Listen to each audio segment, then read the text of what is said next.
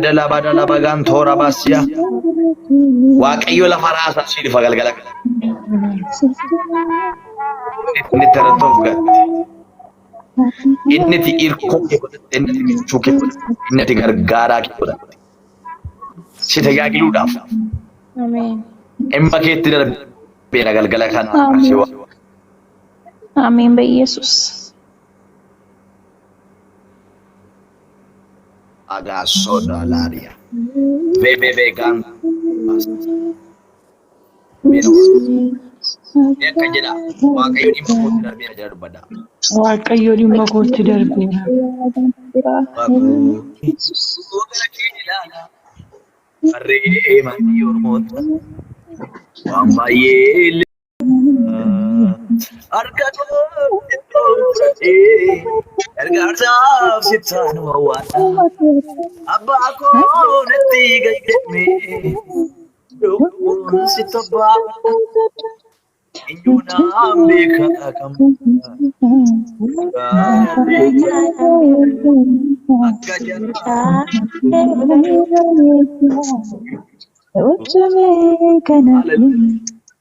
siif galaa yaadni garaa kuusaa kositu jalqaba koo irraa laalee inni koo maaliif haleluuyaa ulaagaa sinne guuchisaa oda koo eenyu fuudhatu haleluuyaa garaan kee naaf orma miti wallaalummaa manduufattu aduun masiifanii Kambira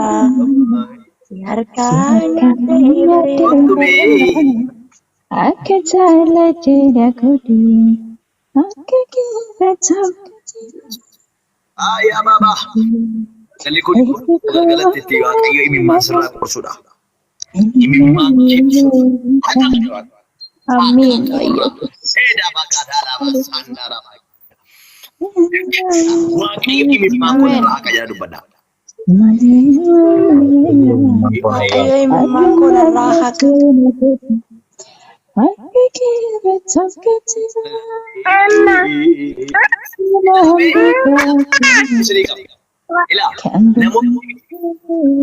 namoota namni torbatu jirtu warri kadhannaa dhufne kadhannaa warri dhufne maatii keessaa yaa baa keessa dafaa keessa warri kadhannaa dhufne dafaa keessaa baa warri akka saree maraatu olii gadi fiiguudhaaf uumamtanii dafaa keessaa yaa Hallelujah, hallelujah, hallelujah, hallelujah. Timbit falagi ochu, tolo utu kezi. Timbit falagi ochu, tolo utu. Defa kesi saya. Wari kana na berbada, wari sekali wakil berbada. Ibu nuki saya ya, baru baik sana. Hallelujah. Kali kau dah gambar ni. Sitaman ya Pinjavela la farrabuti Maleur magaram Maria tamu makotu ilaalama በኢየሱስ ዛሬ ማታ ነገራችሁ ይሰራል የተያዘባችሁ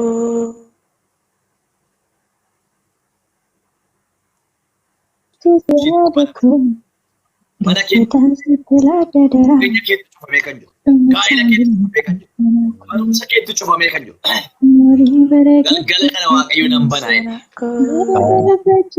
waaqayyo nan bana rumah garam sitama ya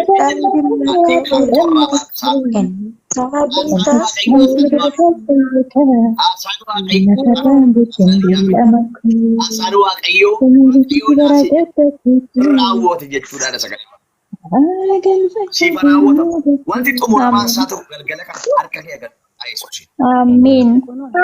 wanti xumuramaa yalle sarraan እግዚአብሔር ስላንተ ስላንቺ ያዘጋጀው ነገር በኢየሱስ ክርስቶስ ወደ እጃችሁ ይግባ ወደ ቤታችሁ ይግባ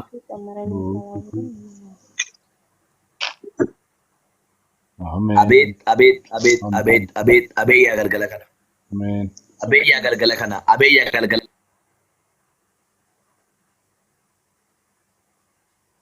kana. Taaptaabii keessanitti cimsaame. Taaptaabii keessanitti cimsaa.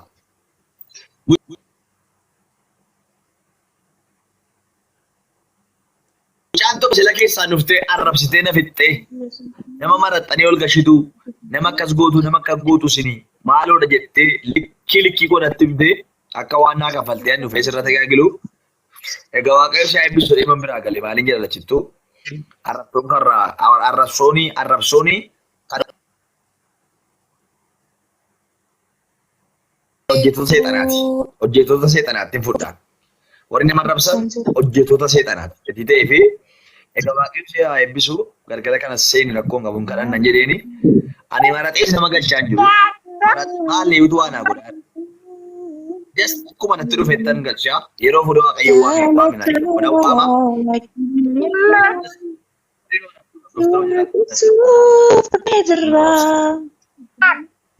Galataa qabanirraa si waaqessuuf jirra. Galata qabna waaqayyoof galata qabna. Galata qabna waaqayyoof galata qabna. Galata qabanirraa si waaqessuuf dhufnee jirra. Galata qabanirraa si waaqessuuf dhufnee jirra. Galata qabna waaqayyoof galata qabna. Galata qabna waaqayyoof galata qabna. Yesuus. Agama jira.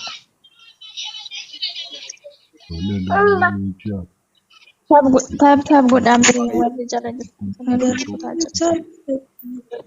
qabanirraa Ariif ayyamanii yaadaa. waaqessuuf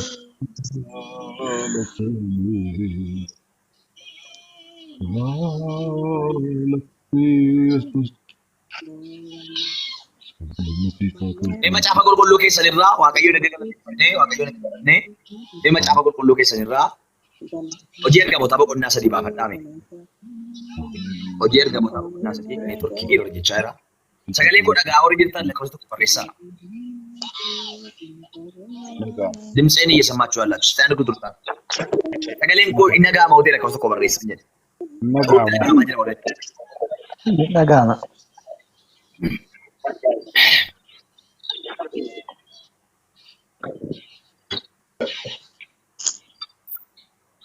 Hallelujah. Amen. Nagaan waaqayyo hunduma keessaniif baay'atu waaqayyo bara keessan jireenya keessan tajaajila keessan eebbisu. Amen. Maqaan koo Raajii Ibsaa jedhama.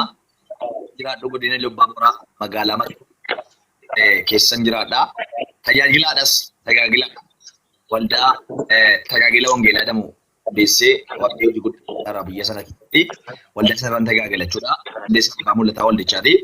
Mee galgala kana immoo waaqayyoof galata guddaa galchaa waaqayyoon eebbisaa waaqayyo galchaa walii waaqayyo yeroo walinaan ilaaluun qabaanna akkasuma yerootti walii hojii waaqayyo kan qabaanna sagalee waaqayyo gaafa dubbatu ba'aan keessan kan isinitti ulfaate jedha. Ba'aan keessan kan isinitti ulfaate jedha. Ba'aan keessan kan isinitti ulfaate. Namni ba'aa namarraa kaasuu hin danda'u. Yoo baay'ate takka si gargaaruu danda'a. Waaqayyo garuu gara koo kottaa ani isinirraan kaasaa. Ani isinin boqochiisa, aaraan isin galfachiisa gadi jedhee. Ba'aa dhukkubaa ta'u, ba'aa yaaddoo, ba'aa rakkinaa everywhere. Waanuma isinitti ulfaate hundumaa qabadhaati gara waaqayyo furmaata. Waaqayyo waan hundumaa እግዚአብሔር ለነገር ሁሉ መፍትሄ አለው። ዋን hundumaaf waaqayyo karaa qaba, daandii qaba. Waan hundumaaf waaqayyo kallattii qaba gadi ta'e. Ba'aa keessan, dhiphina keessan, yaaddoo keessan amma farsee jiru hundumaa fudhadhaati gara waaqayyootti dhiyaadhaa. Gara waaqayyootti qabadhaati kottaa. Waaqayyoon iji kee dhimma koo haa ilaalu jedhaani. Gara rakkina koo, gara qaawwaa koo, gara hirruu koo, gara duwwaa koo ilaali jedhani waaqayyo. Waaqayyo galgala kanaa hiixateetu harka isaatiin si qabee rakkina keessaa ol si fuudheetu lafa ulfinaa irra si dhaaba. Dirree galataa irra si dhaaba waaqayyo. Ameen jedhaa dabala. Dirree galataarra dirree ulfinaarra si dhaaba Waaqayyo. Maqaa Waaqayyo keenya haa eebbifamu. Sagalee keessa dhagaan jiru rakkoo qabu nan kadhadhaa. Mee macaafa qulqulluu keenya warri baafattan iddoo nama siniin jedhe tekstii nama siniin jedhee namoonni baafattan yoo jiraattan macaafa qulqulluu keenya hojii ergamoota boqonnaa 3 lakkoofsa 1 irraa baafadhaa. Hojii ergamoota boqonnaa 3 lakkoofsa 1 warri baafattan istee lakkoofsa 1 barreessaa. Warri baafattan ergamoota 1 warri baafattan dafaati lakkoofsa 1 barreessaa. Hallelujah. Hallelujah. Oh, hallelujah. Hallelujah. Jesus motivia. Maradina masse para la barabora. Alabania makra la bajana makra da bossa para la bashia. Babatani tu danan. Namoota tokko duwwaa baafatee tokkuma baafatee taate. Hallelujah. Baafanne mana caafna mana bakkeen jira. Jettee hojii ergamoota. Hojii ergamootaa boqonnaa 3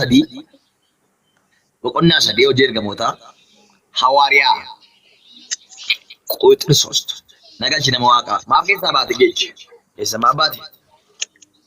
Hallelujah. Hallelujah. Hallelujah. Akka sodaannu seenee gara sodaannus baanee alga duwwaa miti nu galata finnee dhuune.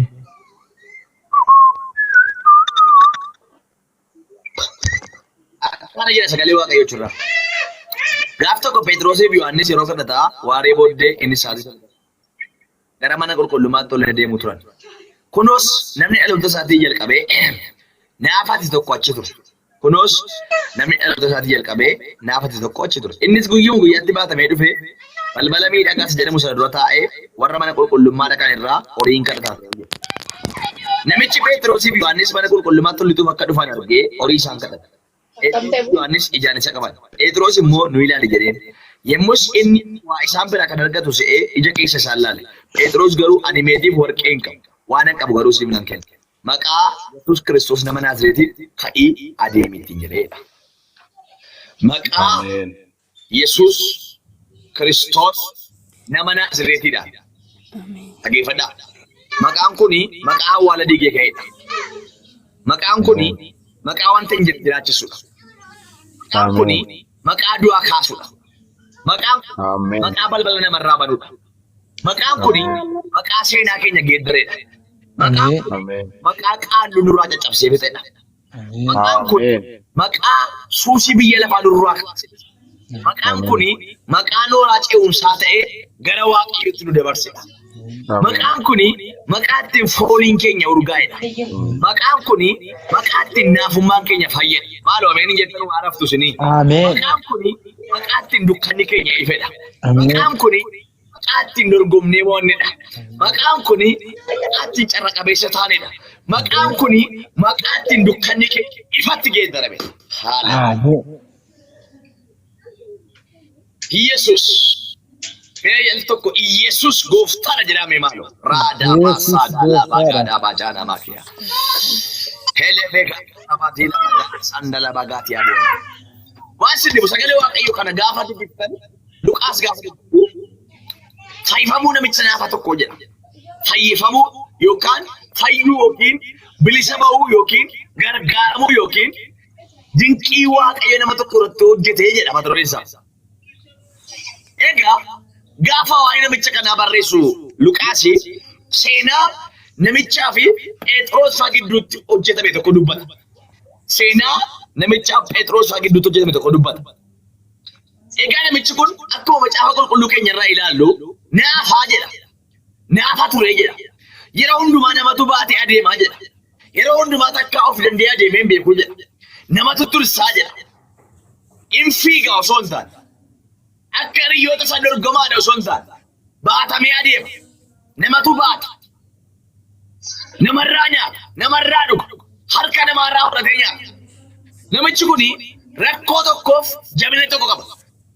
Jabinni namicha kanaa yookiin rakkii namicha kanaa wal bira qabnee gaafa ilaallu namichi kuni jabina isaarraa rakkina isaatu baay'ata. Jabina isaarraa rakkina isaatu baay'ata. Rakkinni isaa yookiin barbaachisaaf rakkinni isaa walitti hin dhufu. Rakkoo namichi kun qabu hedduudha. Isa jalqabaa namni kun rakkoo inni qabu inni guddaani fayyina malee saantima malee fayyina kadhatee hin beeku. Dhagaamaa dhabiti saantima malee takkaa fayyina kadhatee hin beeku. Inni biraan nama marfamee jira malee nama garaa isaan qabu.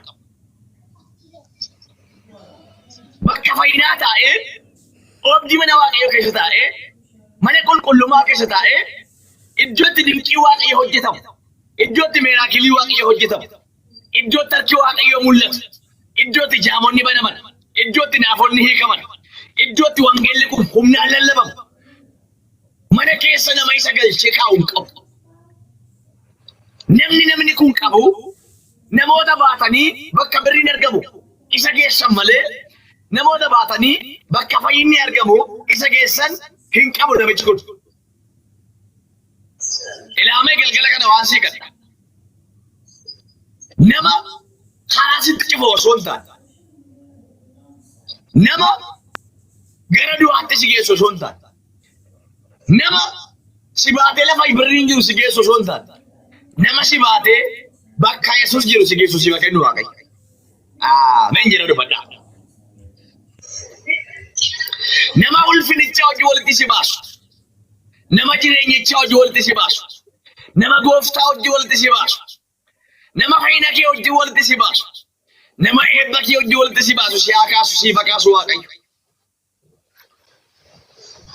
Akkas jechuun namni baay'ee murteessaadha jechuudha. Waaqayyo gaafa si eebbisu, waaqayyo gaafa ayyaana isaa si baasu, waaqayyo gaafa si milkeessu nama sii kenna waaqayyo. Nama sii kenna waaqayyo. Waaqayyo nama sin dhowwatin. Namni baay'ee barbaachisaadha. Namni baay'ee murteessaadha. Inni kan waaqayyo akkuma jirutti ta'eetu namni iddoo isaatti murteessaadha. Ilaalaa. Waa'ee namicha kana gaafa ilaaltan gara haadha isaatii kaasee kadhachuudhaan jiraataa jedha. Inni biraan namatu baatee adeemaa jedha.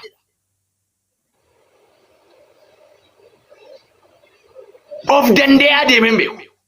Hirkataadha. Anoo galgala kana ergaan sii qaba. Ilaa waaqayyo akkasiin jira. Hirkattummaa keessaa si baaseen of si dandeessisaa sin jedha waaqayyo. Malaadaana makoota baabaas. Heelevaanii makurobaashia baabaa. Meeqa jira maqaan Yesuus of nama dandeessisa jedha dubbadhaa. Maqaan Yesuus of nama dandeessisa jedha dubbadhaa.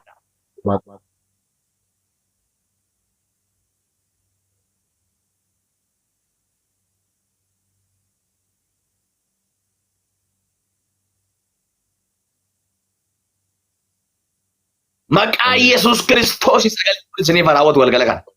Ameen. Alaara bababas. Hele vene me jona makriya borra ba sandala bagana majana magadia. Me akka jettanu galgala kana of danda'een baa jira dubbadhaa. Of danda'een baa. Karaa hundumaan. Ameen. Ilaa obboleessa koo obboleettii kun dhaggeeffadhu. Kan namicha kanaa miillatu naafate.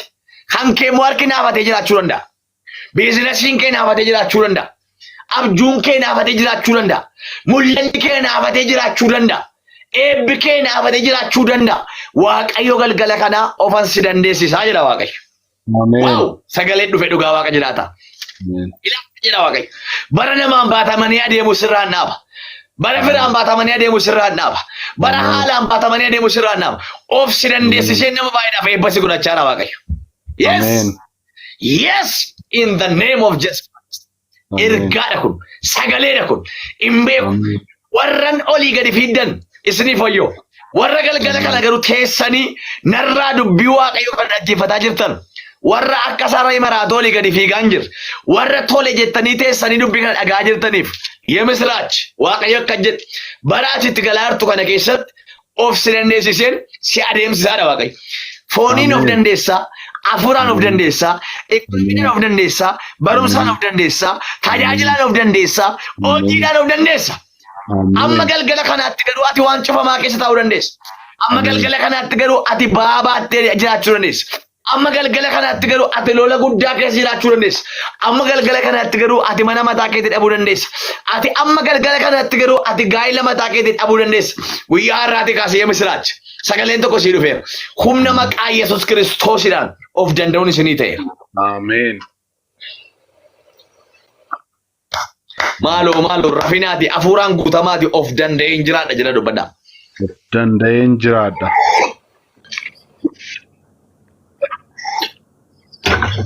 Biyya kam jiraadha? Ameerikaas ta'e, Noorweey, Kaanaadaas ta'e, baadiyyaa lafa nama jiru kanas ta'e, bara hundumaa harka namaa si ilaalchisu Waaqayyo. Ameen. Kiisii namaa eeggataan jiraattu. Ameen. Paaraa noo baasiya. Sagaleetu dhufe. Qaalmaxxa akkasumaan. Waaqayyoon biraa sagaleen dhufe. Sagalee waan hin jiraachisu. Sagalee seenaa namaa jijjiiru. Obboleessi koo har'a sa'aatii kana gola namaa keessa hojjechaa jiraachuu dandeessa. Wayyaa namaa miicitee jiraachuu dandeessa. Uffata namaa tokkostee jiraachuu dandeessa. Sagaleen garuu sii dhufeera. Ofan si dandeessisaa dha Waaqayyo. Ameen. Yaa. Ameen. Kun dubbiitti hin dabalamne. Dubbii makaa qabna. Orjinaal kalaa hin dabalamne. Waaqayyoon biraa sagalee dhufedha kun. Ofan si dandeessisaa dha Waaqayyo. Ameen. Namni tokko itti guutame of na dandeessisa Waaqayyo dubbadha. Of na dandeessisa. Raalaa baara. Ameen. Haradikona makane amajina makrola basia. Hebebe sendaliva hatu. Wikladia krado sapara labadia borra bajena makia borra basia. Kiyon sif kame sungal gala kana ke maqaa Yesuus Kiristoosiin duwwaatti feera. Ameen. Boolli si qotamaa jiru sun si nyaatu jedha Yesuus Waaqarraa. Ameen.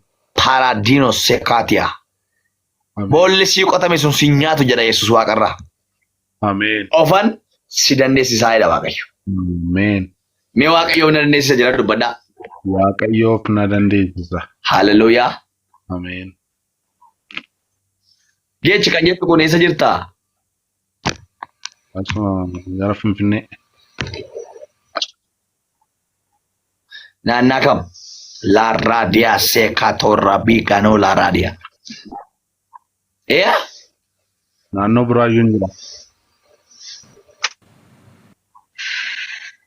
Naannoo maaliitti? Naannoo Buraayyuun jira.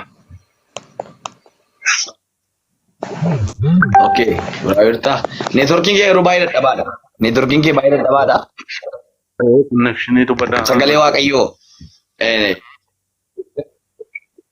Hallelujaa. Of hin danda'a galgala kana jette Saarooniin sii ta'eera. Mee akka jedhaa barreessaa mee? Akka jedhaa koomentii irratti barreessaa. Humna maqaa Yesuus keessaa boo jedhaa barreessaa. Humna maqaa Yesuus keessaa boo jedhaati barreessaa gargadiitti. ከኢየሱስ የሚወጣ ኃይል ሁምና መቃ ኢየሱስ ኬሳ በው ጀራ በሬሳ ጋፋሲን ጀቸ ከነ ፍረቱ ዱበተን ዋቀዮ ገልገለ ከነ ሁምና ተቆ ሲኒ ገዲሳ አሜን ፋይነ ተቆ ሲኒ ገዲሳ ዋቀዮ አሜን አሜን በሬሳ ጀለ ሁምና መቃ ኢየሱስ ኬሳ በው ጀራ በሬሳ ሁምና ከናኒ ገልገለ ከነ አብጁ ሃራ ገረከ ዱፋ አሜን ሁምና ከናን ገልገለ ከነ መለቶ ሃራቱ ገረከ ዱፋ አሜን ጋፋቲ መቃ ሁምና ከና በሬሲቱ Waajjiraatiitti doseen kee jalatti awwaalame sana keessatu jalqaba rasii ta'a. Ameen. Humna maqaa Yesuus keessaa ba'u. Ameen. Humna maqaa Yesuus keessaa ba'u jedhaa barreessaa hundi keessa. Humna kanatu har'a humna sitti godha. Humna kanatu har'a waan sirkaa du'ee jirutti lubbuu sii godha. Ameen. Humna kanatu har'a balbala kee cufamee jiru sana. Ameen. Humna kanatu balbala kee bana ameen jedhi dabaliiti. Raalaa gaadhaa baagaanaa baajaana makraalaa baa. Ameen. Humna maqaa Yesuus keessaa ba'uudhaan Ameen. ibseera. Ameen. Humna maqaa Yesuus keessaa ba'uudhaan waanjoo kana sirraa cabseera. Ameen. Haleluuyaa. Sinitti meera namicha kana. Rakkoo namicha kana sinitti meera. Hojii ergamoota boqonnaa sadii lallabaa jira. Namichi kuni bakka fayyinni jiru taa'eetu fayyina dhabe. Sababni isaa nama lafa birriin jirutti isa geessu malee nama lafa fayyinni jiru baatee adeemu hin argattan. Namoonni isa baatanii adeemanis bakka qarshiin jiru isa geessu malee bakka fayyinni jiru isan geessan. Har'a Namoonni naannoo keessanii isinitti marsanii jiran namoota gara kamitti isin geessanidha. Namoota ilaalcha akkamii isinii qabanidha. Namoota ilaalcha akkamii isinii qabanidha. Namoota yaada akkamii isinii qabanidha. Waaqayyo har'a kallattiidhaan dhimma keetti bahee siif hojjetu. Ameen. Kallattiidhaan Ameen. dhimma keetti bahee siif hojjetu. Ameen. Naaf haa hojjetu maqaa Kallattii Yesuus. dhimma keetti darbee siif hojjetu. Ameen. Naaf hojjetu. Hallelujaa. Ameen. Ameen. Kallattiidhaan waaqayyo dhimma kootti darbeera jedha dubbadha. Kallattiidhaan Waaqayyo dhimma kootti darbeera. Ameen. Yaa amma sagalee dhufe. Yaa namarraa ija kee kaaftee gooftaarra ija kee kaawwattee jirtu. Ameen. Yaa nama filarraa ija kee kaaftee Yesuus irra ija kee kaawwattee jirtu. Ameen. Galgalli kun galgala milkaa'uu keeti. Ameen. Ameen. Galgalatti gurri kee banamu. Galgalatti wanti cufamee jiru sirraa hiikamu.